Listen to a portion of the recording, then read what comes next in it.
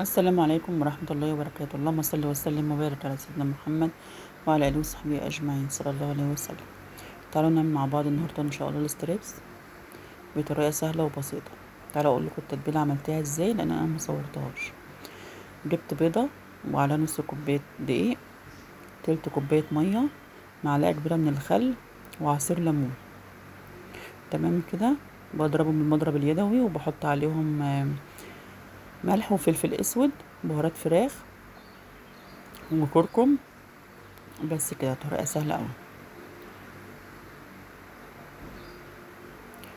قطعت بقى الستريبس كده وغسله غسله كويسه وحطيته في التتبيله دي. تتبيله سريعه وحلوه اوي سهله.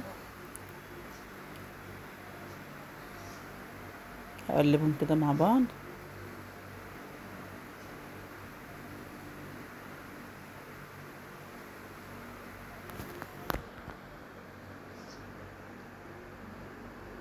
معلش علشان انا بصور بايد وبعمل بايد التانية.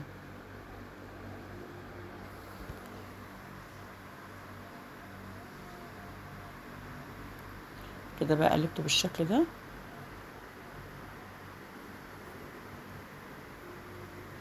معايا بقى طاسه كده على النار. ده بقى الفيجيتار حامي على بارد. حطيتهم كده الاتنين على بعض وقلبتهم. وطبعا الزيت يكون سخن على النار.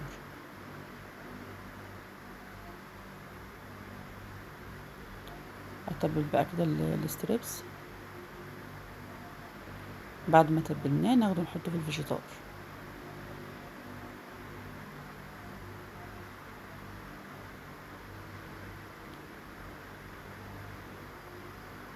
نعمل واحده تانية كمان.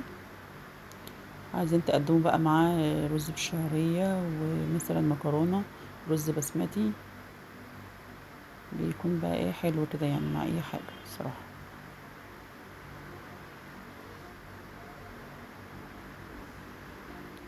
ناخد دي كده على النار على الزيت.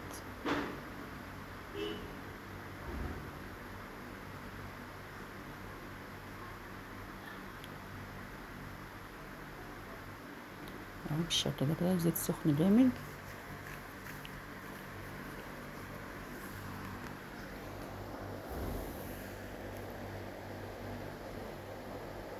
طريقة سهلة وبسيطة وبيطلع بصراحة طعمه حلو اوي.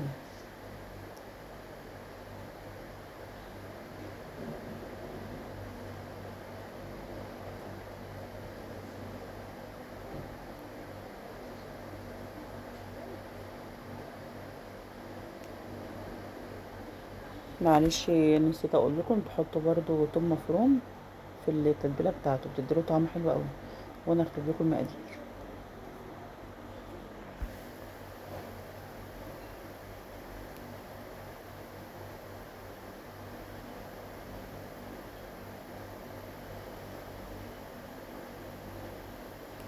بدأ يتحمر ونقلبه بقى.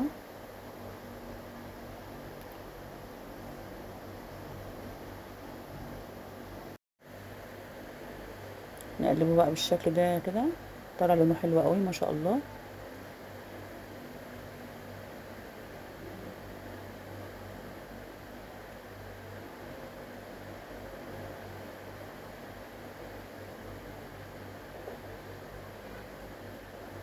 اي مكان فاضي طبعا في الطاسه لازم بحط فيه. يعني شايفين ما شاء الله طلع حلو ازاي. ايه رايكم في الجمال ده؟